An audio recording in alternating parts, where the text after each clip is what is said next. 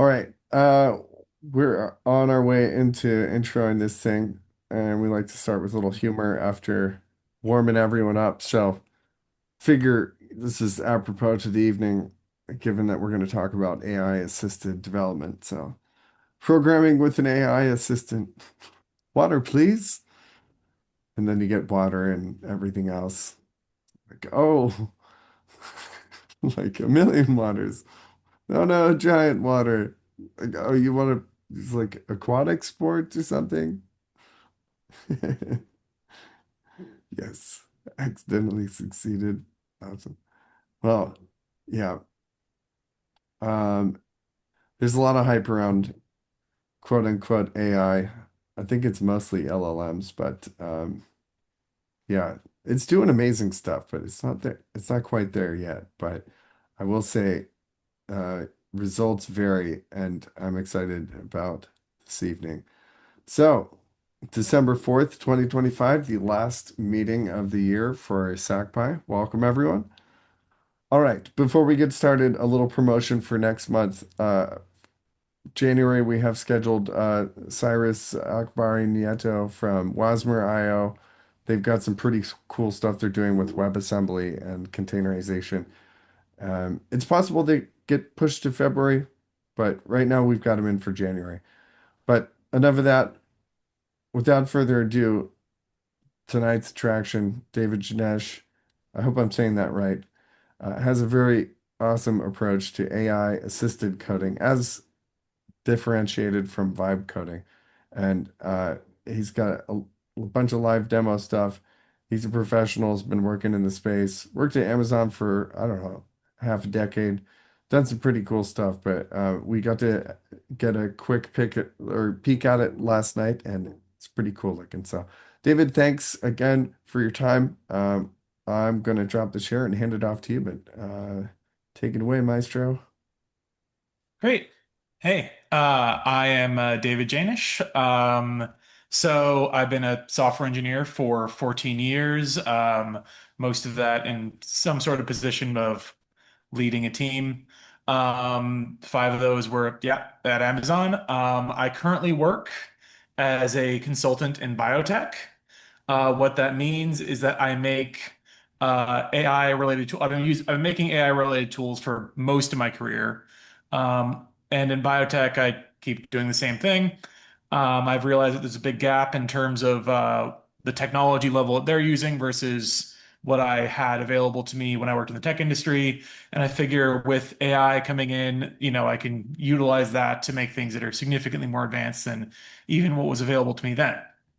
So, a little bit about what I've been doing for the last couple of years. So, ever since GPT 3.5 came out, I saw this is going to be a huge change in our industry, right? It seemed very, very direct, very obvious that this would be the case. I think pretty much everyone would agree. So basically, during that time frame, I've been making tools with large language models, and particularly ones that use large language models.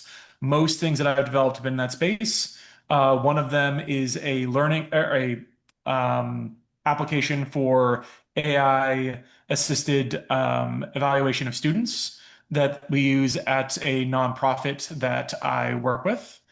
Um, and how that one works is that a teacher uploads materials, generates questions, it creates an adaptive learning model, and the students then answer free response. The AI evaluates those and it creates reports from that.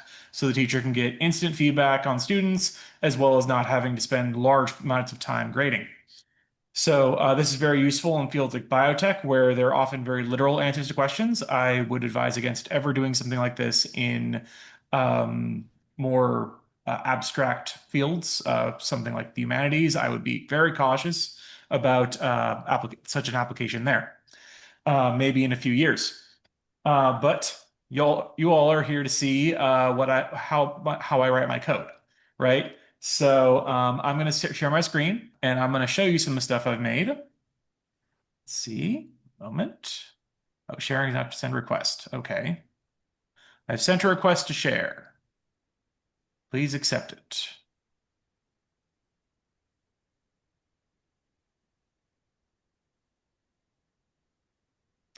So while I'm waiting for that, oh, there, did that work? Yeah, you should be good. Okay, great. Sorry. One moment. Okay, is it all working? I can see it. Great. Yes. All right, So, now uh, we see the one thing, the text prospector or whatever. yes. Could So you what this, increase the font size? I cannot. Okay. That'll be I fine. never needed, I did not anticipate having to share this in 720p. Are we only in 720p? No, it's okay. I reapportioned it. You should be fine. Okay, fair enough. Okay. So, what this does, this tool is actually, so most of the code that I write with I read every single line. I care a great deal about what files it goes into, how it's structured. I make a great deal of effort to prevent redundancy. The AI obviously loves redundancy. It will happily write the same function 30 or 40 times. So be very wary of that if you're writing a lot of code using it. But with this one, I decided to not care very much about its internals. And this one's actually vibe coded. Granted, it's vibe coded by a person who knows how all the underlying libraries work, which certainly gives me an advantage. I would say that one of the nice things about it is that I can ask it, hey, use PyWebView instead of TK-enter, for example. I did that shift at some point to make it look prettier, and so that way I could do things like this. Web views are usually a lot better for something that's more adaptive and modern in terms of their usage. So what this specific tool does is that it goes through my code base or whichever code base I pick. And I have files here, right? And each one of them I can select, deselect, or be neutral about. If I'm neutral, that use the default setting up here, or its parent. So it'll base it off of what its parent is doing instead. So what it does is each file looks for its nearest ancestor that has a selection in one direction or another, or the very top if they don't have one, and it'll grab all of the files that are selected. So any of them that don't have an ancestor that is explicitly telling them not to be selected will be copied to clipboard. And the reason this is useful is because if you have something like Gemini, for example, which as you can see, I have a Chrome extension running on this. So as you can see, I can hit this button and then nothing will happen because that's what happens when you're doing a demo. I'll just reload the page. It's not a Interesting. proper demo if something doesn't go wrong. Yes. I'm probably just going to reload this. Things that have only I swear this has not happened to me anytime recently. Well, that's kind of funny. Didn't happen last night. Oh yeah, I guess it did. But usually it'll just kind of go through. Anyway, Chrome extension's having an issue. Maybe they made an update. Unfortunately, one of the things about using AI to make Chrome extensions is if you make a Chrome extension that extends an existing website, if they make any significant modification to the HTML, it can break the entire thing. So that's a little bit frustrating. I'll have to fix that. David, can There it I? goes. Now it works. I don't know why it worked this time. It does now. Turn it off and then on again. Apparently, 4 times was a charm. All right. So what that did? Anu has a question. Oh, sure. Anu, go ahead. Yes, David, the tool that you showed that said text, what tool is that? The Oh, I text made that processor? myself. Okay, so we're looking at, so that is the product. Oh, so that is the tool you made. Yep, that's the one that I Oh, vibe coded. oh, okay, nice. Okay, thank you. Yeah, the whole thing's about 2,000 lines, something like that. Mm-hmm. The only file outside the main file is But this this one that is lets like, me change the CSS. I think you should take one of these right now Mm-hmm. See, and then yeah. just like supplement it. Oh, Like, Thank you, we're David. getting like squawk it. sound bombed here in just a moment. All right, there you go. Sorry. Okay, cool. So David, sorry to jump in, but Sure. essentially this tool is we're looking at the code base and you're using this to just quickly generate a context that you can pop into Gemini. Is that the idea here? You can easily select out which files you want to pass in for this question. Exactly. And the reason you might want to do that is I'm sure most of you have used existing AI tools, and most of them have this kind of mode that I would describe as I'm going to look at a few files. I'm going to make some guesses as to maybe what the interfaces for other files are. I'll incorrectly make assertions, fail a few times, and then maybe make some small improvements. And that's been at least my experience using AI agents because they usually have a myopic view of the world. They have a significant lack of context. So the idea here is to give this the full context that you need. Each file that you feel like you need to include, you could specify using this kind of notation of nearest ancestor to make it easy. So that way you can select whole folders, folders of folders, that sort of thing. I'll usually end up grabbing somewhere in the neighborhood of, if it's a simple project, maybe 10 files. If it's a very complex one, maybe I'll have to grab 40. But the whole idea is that way, whatever editor I'm using, I can copy, and copy the clipboard and, paste it into whichever editor I prefer. I added some convenience functions to Gemini because that's one I use frequently. However, you could do this with pretty much any of them. Kind of the core concept is more about teaching you guys how to make something like this, as opposed to this specific thing. Like I said, it's vibe coded. It's not actually that complex, right? All it's doing is copy pasting. The only complex thing it does is the other end when it generates the code. Actually applying it to the code base is a little bit of a pain, but it does work consistently at doing so. It just took me, 10 or 15 edits to get it to do it right.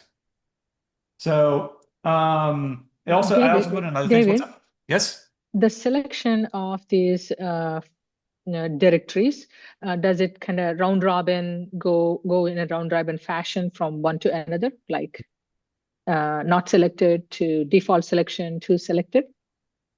Yes. So default, selected, not selected. So it's Mhm. it's Yeah. not. Yeah. See? Mhm. I So see. where is the file tree coming from? Is this a PyWebView Yes. element? Okay. These are all built. These are all from PyWebView. I don't think it's a default in PyWebView. It could be. I don't believe so though. Right. This That is could be the actually a code. web page that we're seeing now, right? This is it's technically an application, but it's a web page being wrapped around an application. Right? So the way I boot this up goes like this. I click this like it's an application, Mm-hmm. and it shows up like an application. I click it twice, it doesn't act like a web page. I prefer it this way. I don't want to have more than one open at once. So for all intents and purposes, it acts like an application. So you can use PyWebView in this manner. Maybe the default selection is supposed to be quite direct and obvious, but for some reason I don't understand that. What is the default selection? So okay, here's how it works. So I have this thing at the top, right? I can change what the default is up here. Think of this as the root of the folder. Oh, I see. So if I say include everything, it does that. If I say include nothing, I have to explicitly include things. I see. So it goes based off of the nearest ancestor that is selected in one way or another. And there's I a see. root of the folder. So like when I say nearest ancestor, it's a tree, right? So it's whichever ancestor is most recently above it that has an actual setting. Okay, got it. Thank you. Yeah, and then there's the top root. Is So is that logic something you specified, or was that given by the framework? Or I specified all of it. okay, It would be, I'll put it like this. You have to, so one of the big things about vibe coding or AI assisted coding in general is you should make every single UI decision. You should go very far out of your way to make UI related decisions, as well as architecture related decisions, right? So an example of this is in my larger project. So on my main project, I'm actually using HTMX. For my front end, I use HTML files and Jinja2. And I use HTMX to grab things from Jinja2 and then populate them. But I have to be very careful with this because I also use FastAPI, and I want to make sure that I want to grab objects and not IDs. So because I'm using a router, it passes up IDs, So I have to wrap them in objects whenever I bring them into my code base, because otherwise I'll just have IDs everywhere, which are not terribly useful. And then I have to grab stuff from the database every single time. Yeah, my main stack is HTMX, Jinja2, FastAPI, and MongoDB. I use Tailwind CSS for my front end. And I think I use Tailwind CSS in here, I believe. I could double check. Let's see. Tailwind. I did not. This is all from PyWebView, apparently. So good. Okay. So, but kind of the whole point of this is about making applications like this, right? So how I would make something like this is that first I would tell the AI to make an application using the stack I just described, right? The stack that you want to do. If I want to make something like this, I would say make something with PyWebView, and I would just run it from the console. There are ways to just to get around that, but I just go tell it to make an application in PyWebView, doing what I want it to do. And this can be very convenient because that way you have a dashboard for controlling whatever you want to control. Because like this sort of include exclude behavior, kind of a pain to do by console. You can, but it will take you a fair bit of time. And doing it on the folder level without a view of the folders is not very enjoyable. So there are a lot of applications for which, you want something more than just a console command. Especially if it has a complex UI that you frequently interact with. So I also put other things into this, like for example, I have a bunch of prompts over here that I can use, or the ability to change which source folder I am. I put in theming just for fun. Like, see, this is the one I usually use is the hacker theme. This one is, I was kind of just like come up with a bunch of themes. So, yeah, it really did. It was very good at doing so. If you tell it to do something generic and tell it to give you options, it can actually be pretty dang good at it. But you have to be fairly specific about what you want. So like with the different themes, I gave it like that one is actually very impressive. I literally just told it, make these 5 themes, and it made it. And then I asked it to make a few fixes to the CSS, and that was it. So the nice thing about this process is that if you're copying your whole code base over and over again, I usually do it in one file. That's my preferred way of doing it. I have a pretty large system instruction. Like all of these instructions are like multiple paragraphs long. And they often include examples and rules, right? So write the code as full files instead of just the modified files. All files must be valid code, including the top. That's the top of the file. It messes that up pretty frequently. Always correctly format using code blocks. This is made using HTMX, Tailwind CSS, FastAPI, MongoDB. So it doesn't try to use outside other things, like maybe using Flask or something, if it doesn't have the right context. Kiss and dry. That's keep it simple, stupid, and don't repeat yourself. That was unfamiliar. So And here's an is this example. your main tool for generating code? The Yes. Google AI Studio? I will show you the kind of thing that you can make doing this. Yes, I use this tool for doing it. And I will literally just copy it in, ask it to generate something. And then there's another button I have up here that copies it back to the code base when it produces the results. So I'll show you like the kind of complexity that you can get working with a tool like this. Here's something I've been making over the last 2 or 3 months. I'll just briefly show it to you. Okay. This one's called Mantle, and it's kind of a ERP/scientific research tool. What? Ooh, is it possible to increase the font in here? This one? Yes. Yay. Because this one's actually in a web browser. Yeah, the other one was in TK Enter or whatever. That was in PyWebView. Oh, PyWebView. But it was like not in a web browser, so I can't increase the font size. I can try it. I don't think it would work. No. Nothing. So yeah, as you can see, this I have a whole bunch of submodules. This one's for creating surveys. This one's for generating tables, and these actually call the AI to do so. And this one's for creating nutritional labels. It does not work well if you mess around with the sizing. Um, but yeah, this is kind of what it looks like. Let's see. So One's for what's the density. occasion for the nutritional labels? Do you have I'm clients that, working with like manufacturers, so huh, it's kind of part of the ERP thing. One of the clients I work with has a particular interest in nutritional labels, but also like I would be using it to generate other things that are similar, or making another module like it to generate other similar things for various kinds of label making. So I'm curious about that one. I focus on formatting here and there. Now, there's something very iconic, at least here in the US, about the formatting of that. When you're implementing something like that, are you following some explicitly like expressed guidelines that I don't know, maybe the FDA manages or something like that? Um, Yes. They, okay, they have a PDF of examples with rules. I haven't implemented all of their rules yet. Like for example, you can see that one of these isn't done. Like, and there's some minor errors, in certain places.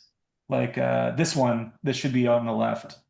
But like for the most part, it's pretty close at this point.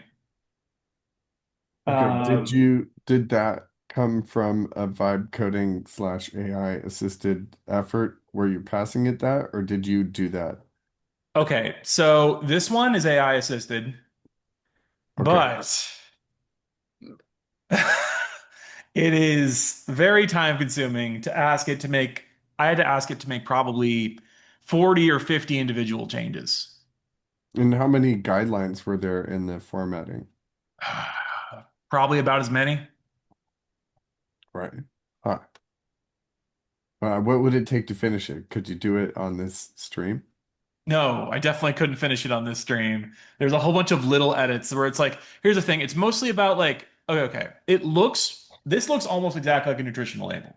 Right. Oh Um, yeah, it's close enough that that's why I was wondering. There must be some explicit like thing. So the only guidelines I haven't cool. met yet are things involving like legal requirements on font size, because those have to do with it being physically printed. yeah, and then legible once printed. And then Yeah. maybe legible once printed on a likely material and wet or something. Because it's Yeah. on a milk label or something. And with this one, I could move this over to the left right now if you guys want to see it. Do it. Do it. All right, this is bold, but I'll try. Spaghetti. I like that that's the top. That's the name of the vibe coding tool. Oh, that's awesome. I I like it. There's Uh, something very Very visceral self-aware. or base. Yeah. okay. What were you saying, Michael? Very, very self-aware. No, It's oh good. yeah, yeah. Self-deprecating. Got a coding culture of honesty. You just call it spaghetti. Call it what it is. Oh, this has to actually work for me to do this. There we go. All right, that's what I'm talking about. Okay, so let's see. It's tabular small. On tabular small, move the contents that are above the two columns to a third column on the left instead. Okay, let's hope this works. It's kind of a bold choice. Uh, Here's the thing. Usually it takes a few minutes to run. It usually spends about, I would say between a minute and 4 minutes thinking, and then probably about 2 to 3 minutes outputting. so the impression I'm getting is that Google Gemini is good at logically reconciling multiple sets of rules. Yes. I mean, look at the system instructions. Look at all Right. these rules. Yeah, because other AIs tend to fail at that. So I've been doing this since ChatGPT 3.5.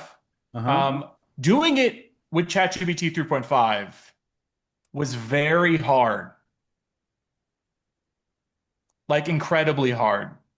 I cannot understate the difficulty of working with such a tool. It was repetitive, it broke a lot. It was very useful for taking kind of code and kind of trying to get a template out of it. And Hmm. anything else, maybe you could generate 5 lines of code without breaking. So whereas this, I'm generating whole files. Here's a whole file. It's labeled. I label all my files at the top to make it easier for the AI. So I'm just going to hit the copy to code base button. So did you do a lot of comparisons with things like Claude Code and OpenAI Codex to see if you could get the same performance level out of those? So I I'm originally curious. used Klein and tried it with several different things about 5 or 6 months ago. And it would consistently be unable to do anything more complex than 1 or 2 files. And usually had trouble making any significant amount of edits at once. Even this, I would say making more than 5 edits at a single time is pretty bold, unless it's new stuff. New stuff it can generate pretty well, like following 5 or 10 rules. But for old stuff, who knows? Let's see if it worked. Are you uploading the files as It did. sorry, what's the Yeah. format that you're uploading? Is it always just a text document with files stuck in as inset text? Yeah, I can show you the file. Oh, Yeah. So Google probably dog foods on this. They're Oh yeah. yeah. busy consuming their own product. I mean, can you just have a zip file or something for the files, or is that not something it understands? I haven't tried a zip file. What I do is a single text file with formatted similarly to the output. So if you look at the output, it has these little it has the three Yeah, backticks yeah. thing. That's what I do. So let me show you what the file looks like. Da, da, da, da, da, da. All right. This is enormous. I How decided to much is keep Google everything because I AI didn't want to Studio? bore you guys with me excluding things. What's up? How much is Google AI Studio? Oh, it's free. If you use it too much, eventually they'll ask you to pay for stuff. But like, I get nowhere near the usage limits somehow. I think I've only ever had the usage limits once or twice. I pay for Gemini. I would use that if if AI Studio weren't available. But I can't set the system prompt in Gemini, which I don't like. Hmm. So as you can see, this is the code. It's all one big file. It's separated out by these. So and then it tells you the file name, which is kind of redundant. This occasionally produces some small errors where it passes it back both of them to me, which would be kind of annoying. I have mostly gotten the vibe coding tool to stop double printing them. So yeah, this is what its output looks like. See, it's a giant single file. So normally I'd be using a lot fewer files than this. The more files you put in, the more risks you run. Usually you want to use the file you're interacting with and everything it interacts with, and maybe one layer beyond that. You probably don't want to pass in your entire code base, especially if your code base is large. Once it gets past about 200,000 tokens, it starts to get confused sometimes. It's gotten a lot better about that. Gemini 2.5 made that mistake a lot. Now it's fine about that. It's just a lot slower if you pass in a lot more text. So generally advise against doing that. Also, you're just kind of burning tokens on their end, which feels rude, I think. David, Chris, Yes. for this specific chat, I'm calling it a chat, which AI Studio gave the label 3-column layout redesign. So for this particular chat, the context is it just this file folder to text output.txt? Yes. It's just that big file I just showed you. And me saying, oh, there's two other parts of context, actually. Sorry. The instructions that I just gave and my system instructions, which are an essay. any chance you'll be willing Right. to share that system prompt with us? Oh, yeah, totally. That'd be awesome. Thank you. I'll post it in the chat. I So have one other David, question. Oh, sorry, after you. yeah, does this software, the system instructions, are they across all chats? Yes. So Google finally gave support for this. Previously, I had to do it inside my bridge. See how I have all these prompts over here? Mm-hmm. I had to do all these and then just copy them myself, and that was kind of time consuming. But now they have support for it. So I see. this Hey, one's David, I got a couple of questions. uh-huh. So the system instruction, does it reset at each time? Because that's what I noticed. Like I gotta copy and paste that each time. Are you able to somehow save it? So first off, they finally started saving it. Oh, Um, when did they start doing that? like 2 or 3 weeks ago. Okay. So if you create an instruction and name it, it'll put it right here. I have it just Okay. use the first instruction, and if I didn't, I would have it copy paste one of mine. But it's Okay. worth noting when I boot this up, three things happen. Watch. So I switched to raw mode so that way it doesn't bog down my computer when it's loading in text. It attaches the file and it selects the system instruction from the top of the list. I got tired of doing Right. those things and I kept accidentally forgetting them, one out of every 30 or 40 prompts, and that just got kind of annoying. I will say, don't do long running chats. Maybe 4 or 5 back and forths at most. And then create a new chat. The context makes it worse at its job. Question I had was the biggest problem I have with Gemini is that it just deletes code.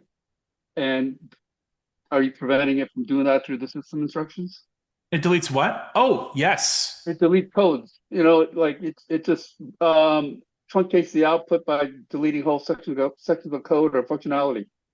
So, two ways to get around that. One, use the system instructions I just posted. It There's like 5 different things in there that say stop abbreviating code. Right. The other one is by attaching a system, like if you attach one of these files that contains at least maybe 5 files from your code base, doesn't have to be too many. I would say at least, let's say 5,000 lines, or like maybe 5,000 lines of code. Okay. Or 3,000 lines of code. So not a huge amount. If you do that, it reduces the probability of it truncating the code. In Saying addition that to that, the system prompt is really doing the heavy lifting. you're saying that if you attach more lines of code, it reduces the chance of truncating the code? Because it's following its own example. It likes to repeat itself, right? So it's trying to follow the rules of what's already been posted. But also, like, the system instruction really helps. This system instruction I've been slowly developing over the course of 4 months. It includes like incredibly bizarre and specific things like using ISO 25065 2019 requirements at the start.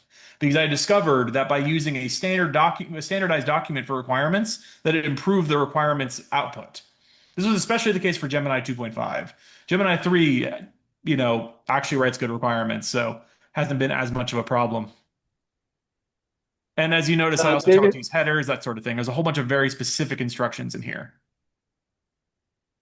David, have you tried Opus 4.5? I have not, but I imagine this would work with that because Opus is usually it's pretty smart as far as Yeah, I've been using Gemini 2.5 and 3.0, and then recently switched to Opus 4.5, and it doesn't truncate code. It's able to just keep on going. Yep. And Gemini 3.0, if you give it the right instructions, does not truncate code. It will for whatever reason if you don't, which I find really frustrating. I know it's so crazy. I genuinely think that Google has not thought too much about about coders actually using AI Studio, which surprises me. I honestly, like, if you look at what I did, it's not that complicated. They could add a bunch of my instructions from this to their system instructions or create default system instructions for coders, and it would make life a lot better. The bridge thing, though, they can't do that. They have to have some kind of local application to copy code from your computer. They could have a bridge to your GitHub. That would probably work. I think that ChatGPT has that. But even then, the problem with that is like it gives it, your code base is going to be too big, right? This code base is 30,000 lines, right? Maybe 40,000. If you have a 400,000 line code base, connecting to your GitHub is going to create a nightmare. That's why this like nearest ancestor model is really good for like inclusion and exclusion. I can give you a copy of the code for it. I will say that it does have some other files, but it's like actually running it might take a little bit of work. Let's see. Oh, it's too big. Okay. Well, so much for that. Maybe I can attach it. David, do you mind if I just ask a couple of things? Sure. First of all, it seems like you're having real success with this, which is really interesting. I haven't played with Gemini. I really like the fact that you're basically getting it for free, which is pretty cool. A couple of things I haven't quite figured out yet is how are you applying the changes to your code base? When my experience so far is with things like Cursor, where it gives me a diff, right? So I can just go through it's like reading a Git diff for all the changes it's suggesting, and I can make a decision about which bits I want to keep and which bits are just not quite right. That's really useful to me. How are you applying the code changes that Gemini gives you back in its response to the code base? What's the process for that? Oh, that one is interesting. So, basically what I do is, that's why I have all these titles at the top of my code.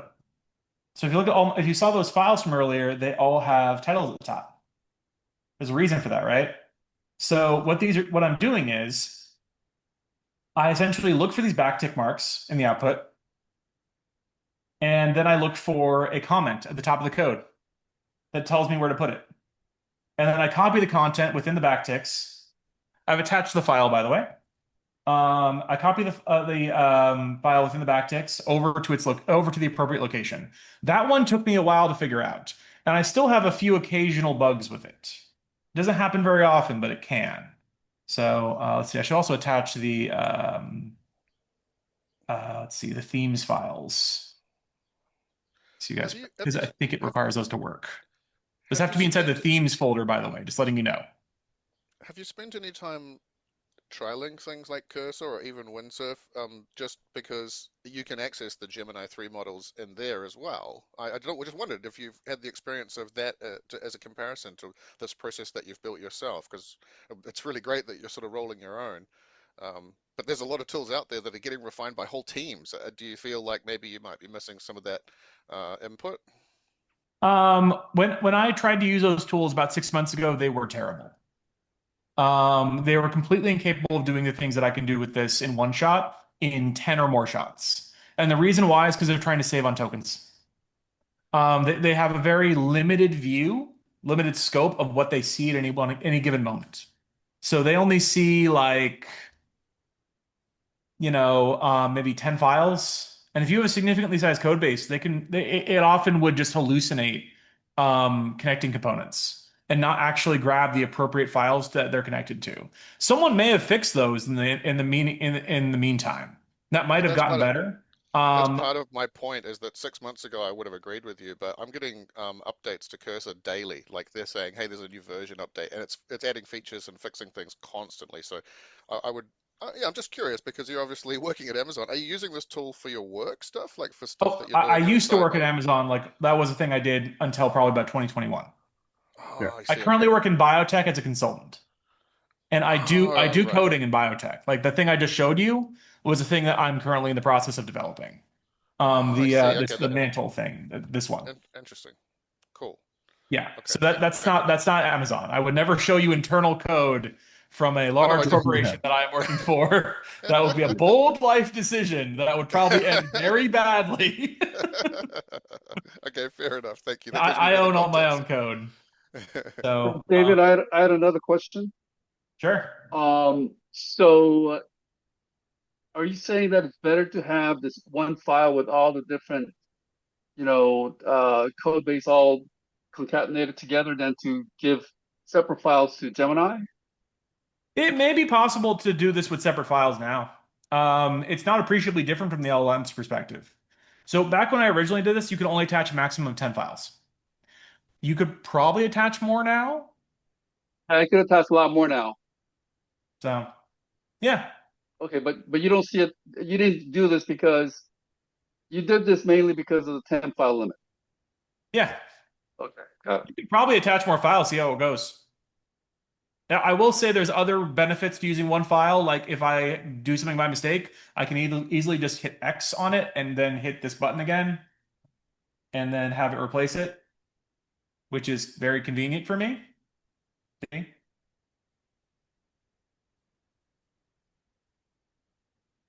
Hey, can you hear me? Mhm. Oh, hey, when you're clicking through that file tree, what's your pro decision process for what to include, what to not, and when is too much, like you're talking about, or too Ah, little? so Gemini's gotten way better at accepting too much. That's been fine. I will say that if I were caring more about cost, I would probably be a lot more careful about what I would include. I'd probably exclude by default. So I can just hit, like if you saw what I did with one I just did, I included everything, right? Literally just have one named everything. Certain things you should never include. These include py caches, .gets, .ida, like IDE stuff. Never include your end file, please. You do not want them training on your end file. Bad things will happen. The other thing you really don't want to include is, say, node modules or anything like, for example, a generated main.css file for Tailwind. Any gigantic file that is not really a part of code you personally wrote. I would only include code that you is actually a part of your code base in a meaningful way and not some massive file generated by some package. I say that as a person generating code with AI, but what I mean is like, stuff like Tailwind generations or node generations or PyCache files. You don't want to include those ever. But what you do want to include, so let's say that I am modifying, let's see, I was in the nutritional label, right? I would want to include all the components that are used by this particular one. I'd want to include the main one that's being used, tabular small. So let me just go through this by an example. So I want to include tabular small. I'd want to include, I think pretty much all these components are used by it. I would want to include the JavaScript. Actually, there are no JavaScript files for this one. Nice. I try to avoid writing JavaScript if at all possible. I've managed to have only 1,000 or maybe 2,000 lines of JavaScript, so I feel like I've succeeded. I want to have the models for I want to have, the service, CRUD, router. So the router is the one that interacts with FastAPI. CRUD is what interacts with MongoDB. Service is the one actually doing logic, right? Then I have this chatbot over here, which I can just show you how that goes. So make this a nutrition label. Actually, let's clear it out first. Make this a nutrition label for a chocolate snack with 4 pieces. Make a guess based on existing snacks. Give it a fun name. So, got stuff like this all over my code base. So most of the stuff that I make has AI components inside of it. Either a chatbot or a generator component or something even smaller, little bits of it here and there. Oh, so here, how does it know the context for when you say this, make this a nutrition label? Is this So how that works is I pass in all of the data in this nutrition fact sheet, and I also have tools enabled, so I can have it send commands back. And that command is in a small JSON a set of arguments that tells you I want these C4, serving size 4 pieces. I want these settings, right? So okay? So you implicitly you've already provided the context. Your gadget fun snacks is doing that for you. yeah, exactly. Okay. This is just the title, by the way, just nutrition label. I haven't given it a good name. This was just the name of the particular Oh well. module. As you can see, I got a whole bunch of them in there. By the way, Gemini 3.0 is really good at UI. And by that, I mean it doesn't constantly mess up UI. So if you notice, this has little animations everywhere, or when you click on buttons, they shrink. See, like little things like this where I'm like, give me suggestions for a module for project planning.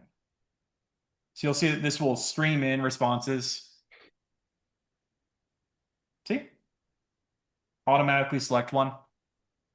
There's a lot you can do with AI that isn't just a chatbot.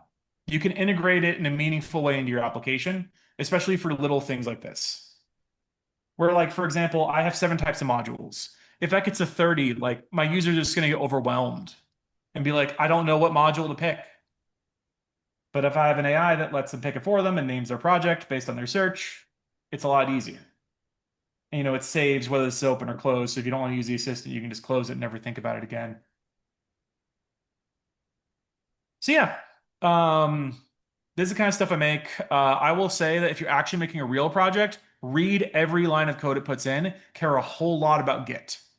Git is your bread and butter when it comes to AI, making actual AI projects. You will be doing revert fairly frequently, re-rolling things fairly frequently. Like I even have a button on here that says Git reset, just so I don't have to, figure that out. So, yeah. So that's kind of the tool. That's kind of my process. If anyone has any more detailed questions on this, I'm happy to answer them. I also have another PowerPoint I can go through that has a bunch of details on kind of how to use prompting in a work environment. I imagine most of you are probably fairly familiar with it, but it's helpful for explaining it to probably all of your coworkers about what to do and what not to do in terms of like basic safety stuff. I want to see it. I Sure. say go ahead. Okay. Does anyone have any more questions on this section before I move ahead? So I'm curious as to what the output of the spaghetti tool is, right? So you're using the spaghetti tool to take these various files through your project tree and bundling them into a single file to present to the AI, correct? Yep. But what does that format look like? Looks like this. It's just the files separate with the header being the location and the backtick marks. That's it. It's just a whole bunch of these. So you're literally just grabbing the text and doing a concat with a couple of little edits. It's cool. Yeah. I just had a look, just been having a look through the code quickly, and yeah, I see you're using PyPer clip, sorry, PYPER clip, which gives you access to the clipboard, and essentially you're just creating a text document, pushing it to the clipboard. That's really what you're doing, right? More or less. Interestingly, it doesn't Cool. use the clipboard, which confused me. Oh, okay. Like, because it originally did. Now it just has some kind of background clipboard that it uses. Oh, okay. Cool. I don't know what that's about. Maybe there's 2 clipboards. Or Microsoft Windows. It's a mystery. Huh. It So you have it certainly is. in Windows format at first with the backticks, followed by, the more Linux format with a forward slash. Yeah, that's because this is what's actually in the code, and this is what the how the backtick stuff is formatted by Gemini. So forward slashes are usually what you'll see in like actual code bases. So I just want to be consistent. It's kind of funny because like sometimes it'll copy both of these over into the file, and I'll have to delete the top thing here. I keep trying to add deleting that to the code, but I think there's some kind of like paradox involved in that. So I have to be more careful about it and think of a better way of doing it. Probably because it's identifying the file type after those get put in. So I just got to figure that out. That's not a big deal though. It doesn't happen that often. But yeah, as you can see, the code that it wrote isn't terrible. It's mostly like pretty normal. I mean, this is like a whole code base. Sorry. Where it is? This file. So as you can see, like most of these are just small one-off little things, aside from say copy to code base, which even this, not that long. That's like, let's see, 200 lines, something like that. Actually less. It's like 100 lines. So yeah, it's actually pretty good. Like honestly, like if I tried doing this 6 months ago or more, it would have really struggled. This would be filled with all kinds of ugly comments. I explicitly told it to not make comments about what it's doing and only use descriptive comments. It tends to overdo it a little bit. See, I Now, already now and it in this and I case copied the means prompt over. It's above the previous ones. when you say it, you mean Google AI Studio specifically, or the various tools you've tried? All of them had this problem 6 months ago. I feel like the reason for that is that a lot of these tools are being used by people who aren't particularly good at coding and they're using it to learn. And I think they've trained them to, they're just doing what their customers want. And they're often including lots of descriptive stuff about why you do stuff and that sort of stuff because people are learning. But if you're building something you actually know what you're doing, yeah, I can understand you wouldn't want that. So yeah. My theory on it is it's actually the AI thinking because sometimes it'll like make a decision and then revert what it says in the comment. It'll be like, I want to do this. No, actually, I want to do this. That's true as well. It's sort of like a in context thinking. Yeah, yeah, it's doing weird stuff like that. There's this strange idea that AI does exist consciously, but only in the context. So it's just this tiny little window of consciousness that disappears as soon as the context ends. Yeah, they really did their best to make this behave as much like an algorithm as possible. It doesn't learn, so you kind of have to give it the full context and only thinks just as far as the context itself. You're just adapting it to a different context. That's it. That's it. Yeah, I agree. Now you talk about training you don't want to provide these files to train the AI. You're not explicitly trying to train it. You're talking about the fact that whatever you share with Gemini or whatever will likely be used to train it. It probably will. Um, I consider that to be a good thing. Frankly, they need more good code examples. I don't care that much about Google having a copy of this code. It will be edited more and more and more and more. And, currently this code is the first iteration of this, and it will change probably pretty dramatically over time. And also, Google has my information one way or another. I'm pretty confident about that. So I guess I'm not terribly worried about it. If I were doing this in a different environment, okay, let's say I were making proprietary. I am making proprietary. I am making proprietary code, but if I were making non-proprietary code if we're making proprietary code for a company that cared a lot about publicly sharing code. Okay, very not open source company cares a whole lot about that topic, right? This is not what I would be doing. What I would be doing is I would be giving it specific instructions with handwritten examples, and I would then be taking its outputs, modifying them to my use case, and pasting them into the code. I'd be kind of taking the Stack Overflow approach that I might have used in 2019. And the reason I would do that is because I wouldn't want code that I don't know going into a code base at a company like that. And also because I don't want to leak the entire code base that someone developed 10 years ago to Google. It's Isn't it against the true? policy of the job. So, Isn't it true though that Gemini and ChatGPT offer enterprise solutions where they'll spin up a version of the model which isn't going to share any data, so it's inside a closed ecosystem? I'm pretty sure that's been available for a couple of years already. That's yes, so that's what yeah, I just use on I use Vertex AI, which is one of those cloud-based ones for my actual application. Because yeah, naturally, yeah. my So customers care about their privacy, yeah, right? absolutely. Yeah, yeah. So whereas I feel like, the trade-off I have here for me getting this for free is that Google's training on it. So I'm essentially granting them the right to train on it. There's some EULA agreement about perpetual license to train somewhere inside of there. So that's probably the case with almost any IDE that you have that's not through your work, by the way. Oh, that's actually part of my other presentation. So which I should probably just boot up. So one of the elements in this one is specifically that at work, you should be really careful about what AIs you give proprietary information to. And you should use the one that your work provides for you. You should not be using a personal one under any circumstance because you are leaking data if you are using a personal one.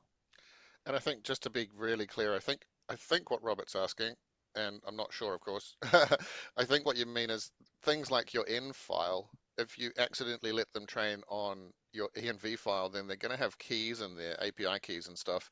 And it might just be that it's accidental, that somebody asks a question about what does a key look like, and it just spits out what it was trained on because it's just in there. I think that's more the risk, isn't it? That somebody accidentally gets your API keys, not even deliberately, maybe. But people Yep. are black hat Yeah. trying to extract this stuff as well. So there's Yeah. attackers. And, Yeah. and actually, as far as using your company's AI provider, part of that is that the liability would fall on the company in that case if there's a problem, right? Whereas when you use Yep, your own, now you're breaking the company rule, and if you also have a problem, then that's all on you. exactly. You want to be very careful to follow the rules that your company has set and to use the tools that they have provided for you and not, you know, pass around data to somebody else. And yeah, the end file is a really big thing. That's a large part of why I made this, is so I never accidentally copy my .env file and create a whole bunch of bad stuff. So that one's always explicitly marked as do not copy in every single code base I ever make. One of the first things I ever do. And this is something that I've done before as well in my git ignore, just forgotten. I've pushed it to GitHub, and then of course you have to do some kind of tricky process to delete it from the commit history, right? Like it's not actually straightforward. You can't just delete it and recommit. You have to go in and delete it from all the previous commits. Exactly. And yeah, the black hat thing's a really big deal right now. Prompt injection is huge. A lot of people are doing it using emails. So even just opening the email will often get the Microsoft Copilot by reading the email to then start copying over your emails to the black hat hacker. So be wary of that. I'm sure that's been a headache for a good number of IT departments at this point. So, all right, let's go through the presentation because so I made this for with let's see, can you guys see it? Yep, looking good. Okay, it's not just showing in one box in the corner. It's because it switched screens on me. So Well, I see there's like two panes to it. I think I see your yeah, notes and that's what I tabs. figured. Okay, let's see if I can swap this out then. No, it really wants to do it that way. Okay, maybe did my display settings. Okay, let's see. There we go. Much better. Hey, yeah, there we go. Okay, because one screen it uses for controls, the other one it uses for display.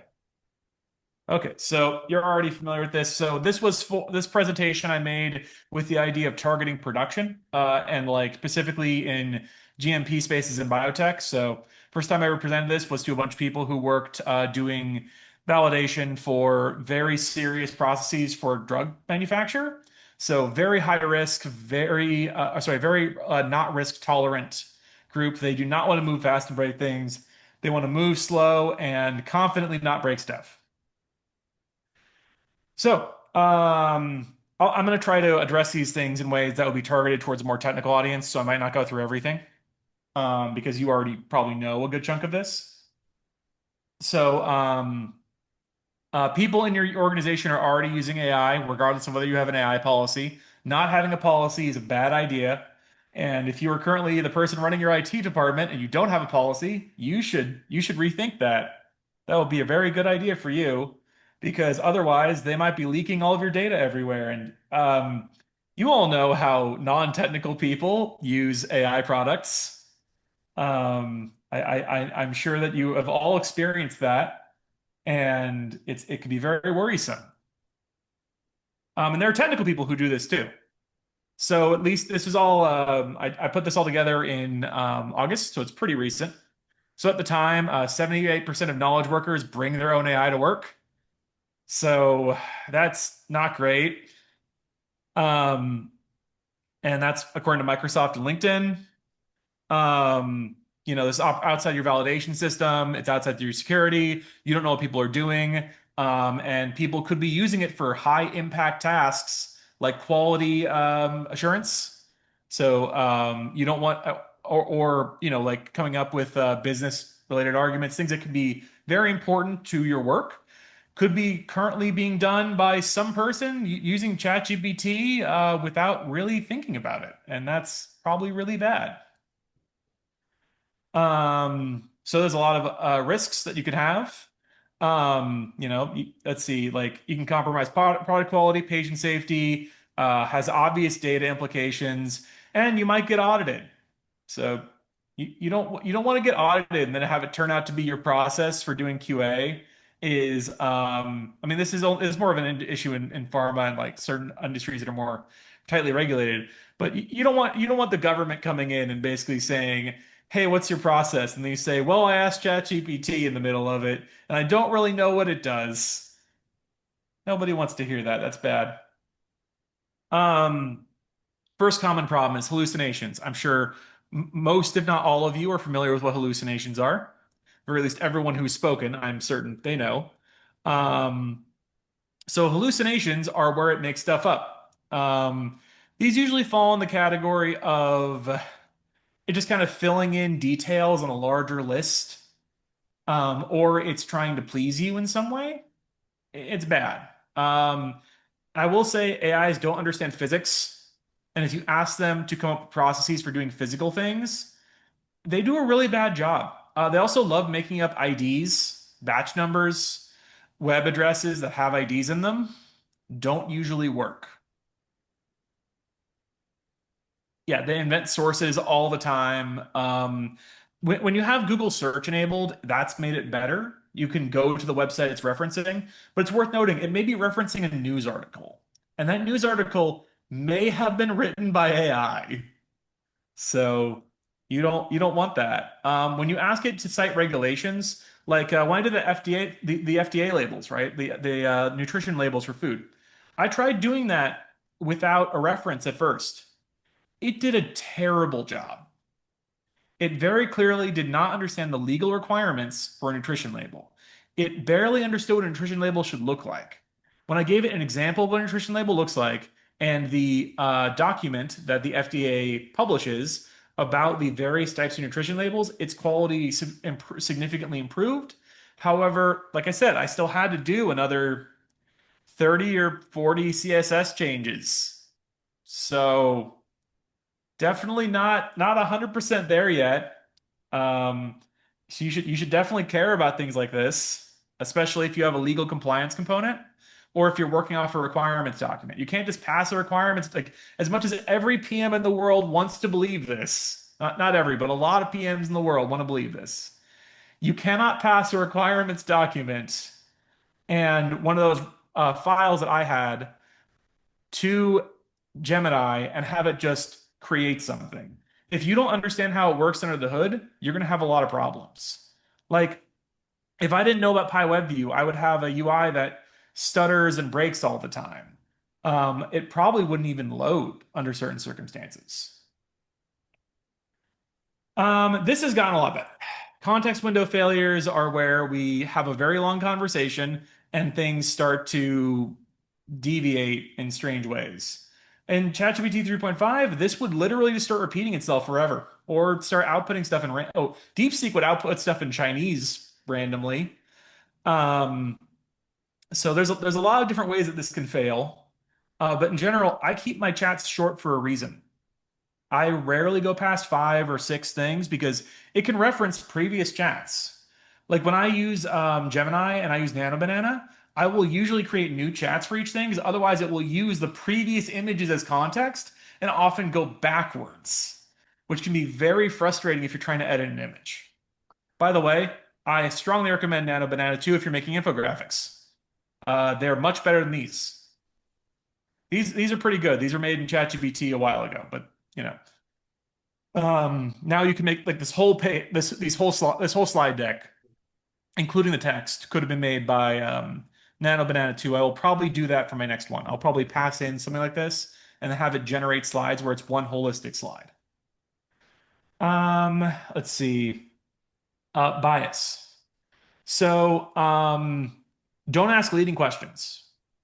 Leading questions are saying, instead of asking, did this fail, asking, why did this fail? You're kind of implying that something is the case by asking the question. Be explicit about your context and say, this failed. Explain to me why this failed. It's better to separate those out. You want to know what your assumptions are, because otherwise the AI will take your assumptions and run with it.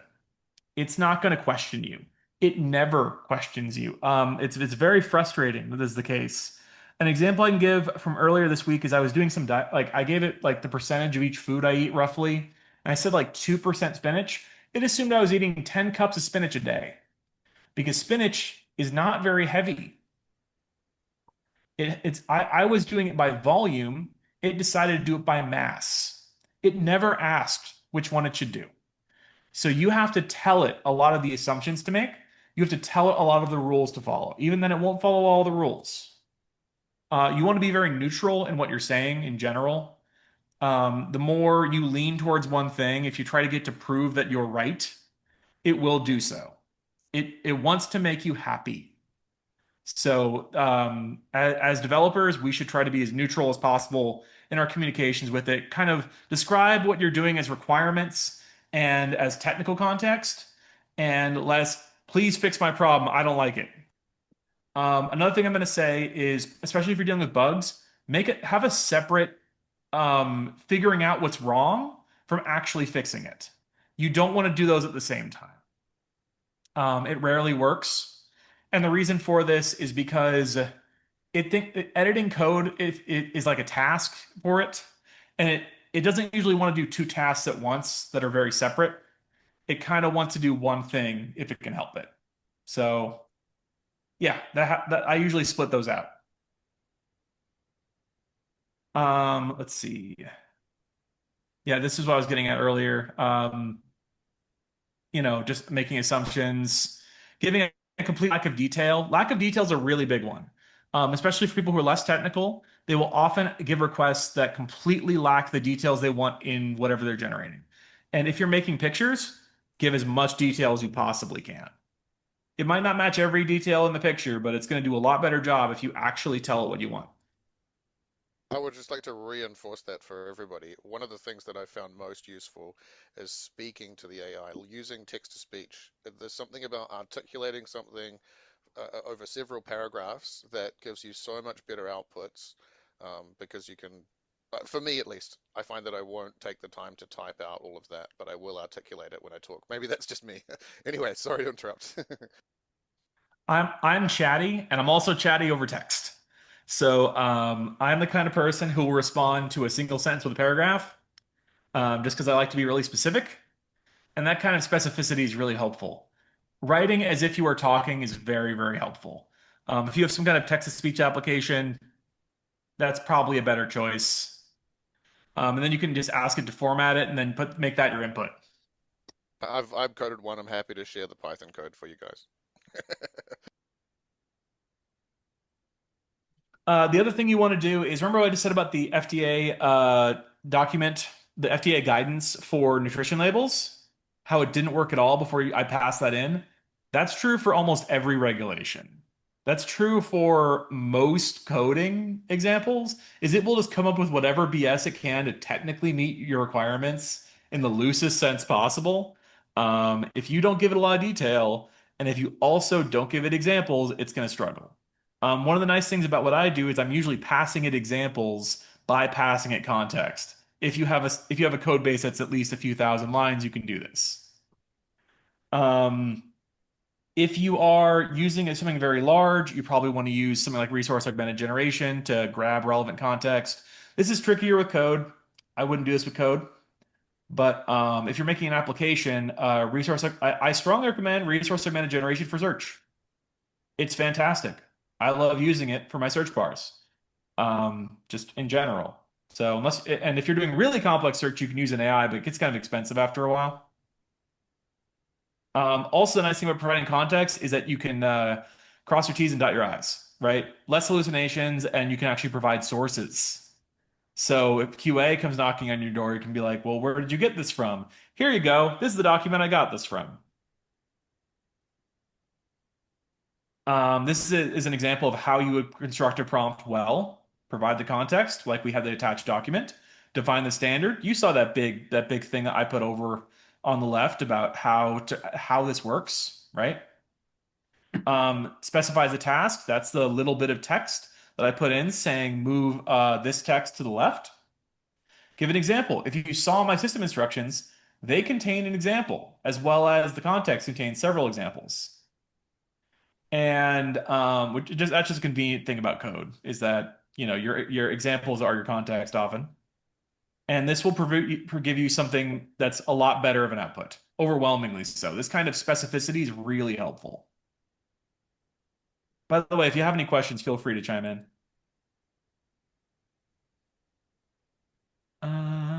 Let's see.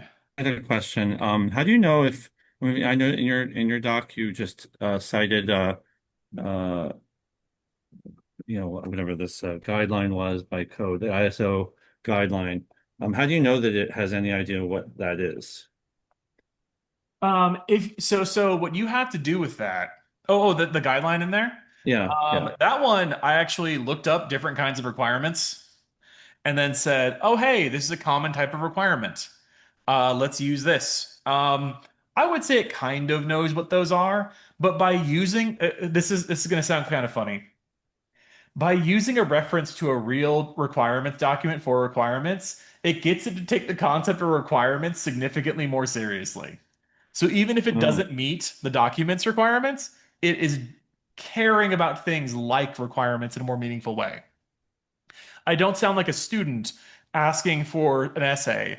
I sound like a business person asking to write a formalized document. got it, got it. And because of that, it adjusts its behavior accordingly.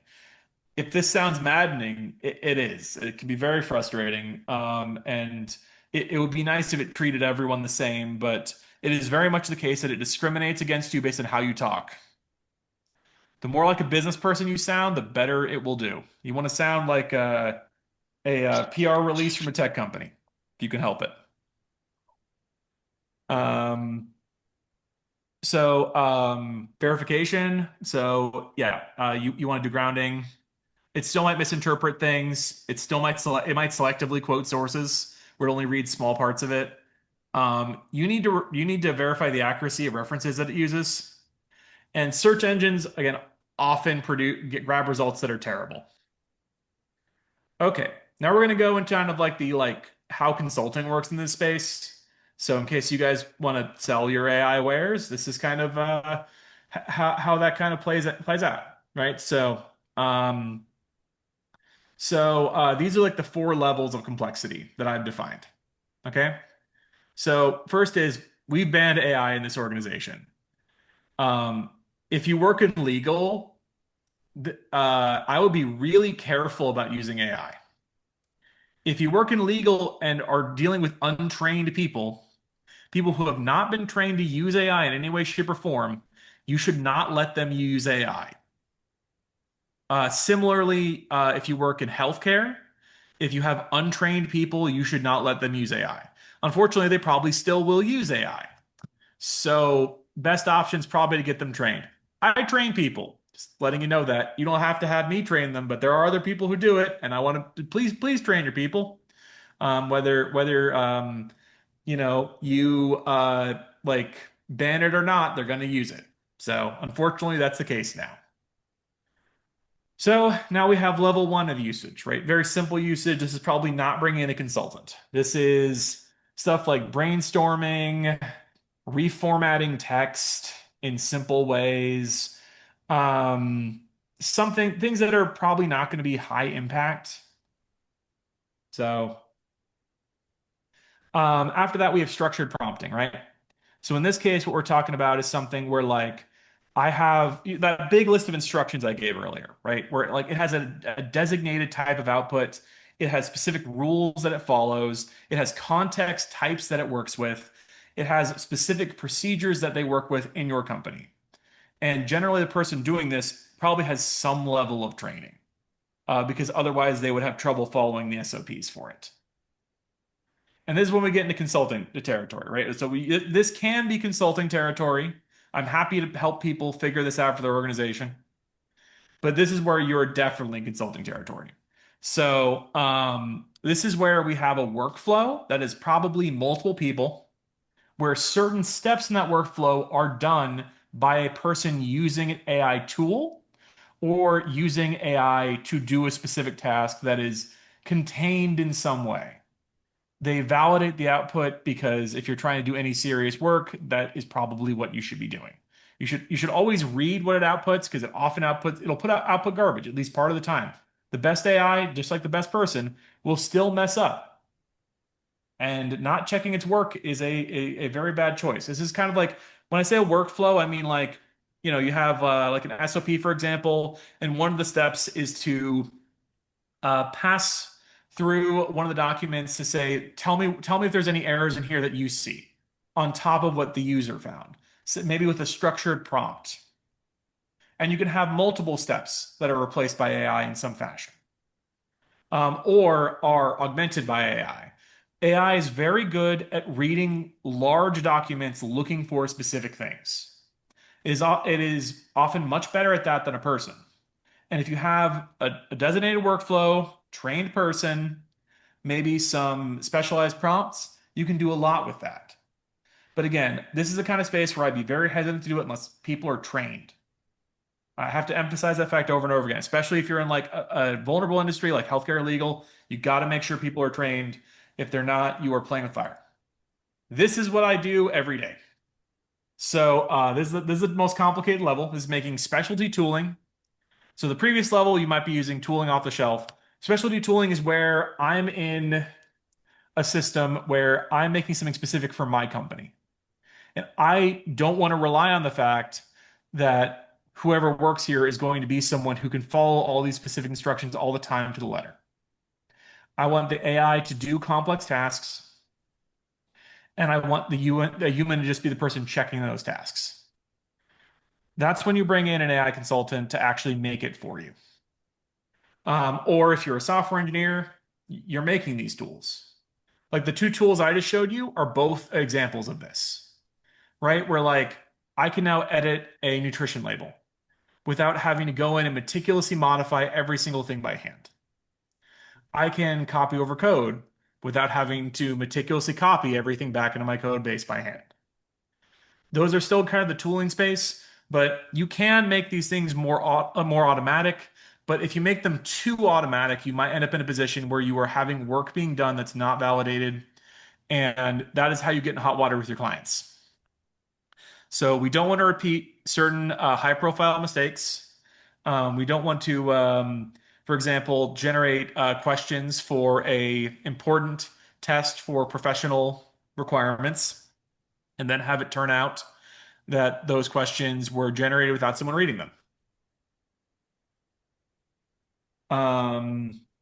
This is what I was getting at earlier about using your own personal tool. You have high violation of IP risk. You have violation of GDPR risk.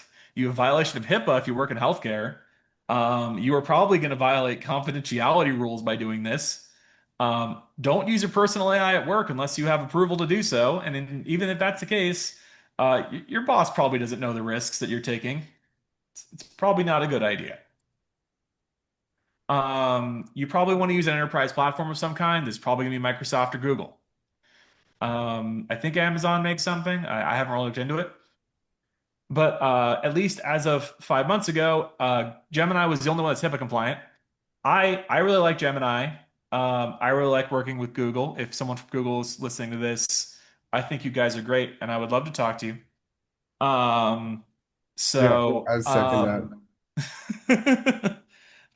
yeah. So yeah. Big fan of Gemini. I will continue to advocate for your products so long as you're doing well. And you seem to be doing great with Gemini 3.0. Um, let's see. You want to follow existing, you want to have a formal policy at your work about how to use AI in the workplace. You want to integrate into your quality systems. You want to integrate into your like formalized, policies that you have. You want to have, certain things like you want to keep records about every use of AI. Part of the reason you want to use the one that's done by your employer is because you should definitely know this. Um, Someone at your company can read all of your chats. That's probably someone in IT. They're probably not doing it, but they can. So keep that in mind. That's kind of an important thing to know about, but it's very important for auditing purposes. Another thing I was getting at about training, right? Most people at your company who are, again, are not software engineers are probably using AI frequently in their work and probably for things that they shouldn't be. Training is very important because it tells them what they can use AI for, what they can't. It's important to do training because then you learn a lot of this kind of stuff that we've been talking about so far. And frankly, outside of the tech field, most of these things are almost completely unknown. Every time that I've conducted this class, with the exception of talking to IT people or people who work in tech, 80+% of the audience didn't know the vast majority of things I was talking about. The things about writing prompts in a way that's effective and mostly safe, they're not doing that. They're doing things like using one prompt window for everything or using very non-descriptive prompts, omitting key pieces of information, um, passing around documents written by AI to their coworkers that are half thought out but sound really smart. I'm sure that you've all seen this. Yep. But again, I train people. I love training people. So, um, yeah, this is just kind of an overview of what we've been talking about. You know, people are bringing their own AI to work. You have risks to your security organization, your security of your organization because of this. People might do prompt injection. Bad things might happen. You want to have clear policies. You want to use enterprise grade tools. You want to make sure that you're using the right ones. You probably want to set something up involving some kind of RAG search for or vector search for your documents in your organization. Most people have a lot of trouble with that. Honestly, like we have a lot of things that we can really move ahead on in terms of tech with AI today. Most of these involve just making people's lives easier in terms of having access to the documents they need to do their job. And when you're making AI tools, start with things that are lower risk. Start with things that are small and start with things that are done a lot. This way, you can effectively train people by having them use the tools instead of them training themselves by making cute images on Nano Banana, which, as much as I do that and enjoy doing that, it is not a good way to learn to do this in a formalized setting for work purposes. So yeah, generative AI is going to have a significant benefit in most industries. Pharma is one of those. There's a reason why I'm working in biotech. There's a lot of good stuff happening in this space. There's been, the space has had some trouble recently due to some things involving funding, but it is a space where there will be a lot of growth over the next 10 or 20 years. So, yeah, if anyone has any questions, let me know. Cool. Well, we're getting pretty close to the end of our time. Yeah, just one more call for questions. Otherwise, David, I have to say thanks for your time. This is pretty cool. I really like all these demonstrations of, tools you've built for yourself to get the job done.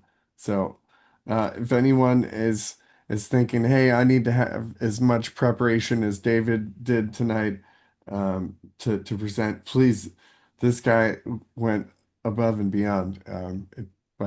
Oh, we got a question from Matt Gabriel, who is also applauding you, Sir Jaenisch. All right, Matt, go ahead. Sure. I've copied my LinkedIn, by the way, if any of you want to add me. Go Yeah. ahead, Matt. Yeah, to the chat. Oh, yeah, I see it. Thank you so very much for joining us at SACPI, David. I had one question about your thoughts on kind of the adoption of AI safety practice by, yes, by modern organizations, but also by professionals, whether us techies or not, and what might be useful in promoting greater literacy of these practices by perhaps both older head like project management types as well as by like younger people who are coming out of university who may not be as literate in all of these as we are. I would say the biggest thing that you can do in your office is formalization. Formalization of prompts, formalization of techniques. And as a developer, make tools. If you, I mean, like consider like the folder to text processor thing, not that complex of a tool. You can make tools like this, like using PyWebView, in ways that are shareable and make the lives of your coworkers drastically easier for various data related tasks. Integrating them with AI is a little bit trickier because you need to get someone's API key, but and also just make sure not to waste a whole bunch of people's tokens. You don't want to make your company mad at you for charging too much to an API somewhere.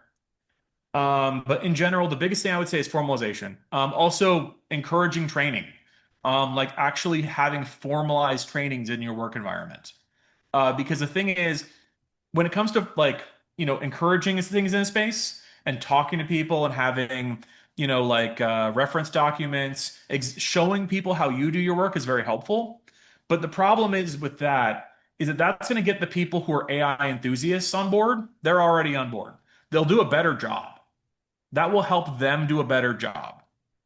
If you want to get all the other people on board who are like casually using AI in like limited ways and like, they booted it up, maybe once or twice a day for the last 6 months, that person is probably not going to be following your standards and stuff like that. They're going to need to have like you're going to have to do some kind of in-house training if you want to do that.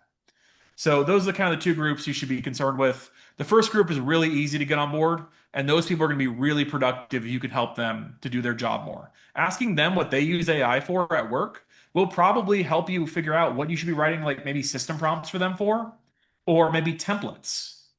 It will probably make them, they'll probably be very, very happy that you did this for them too. Because most people are not good at this. Unless you are a software engineer or a technical writer or or maybe you work in like legal, you're probably going to be not, most people are not strong at writing these kinds of technical documents.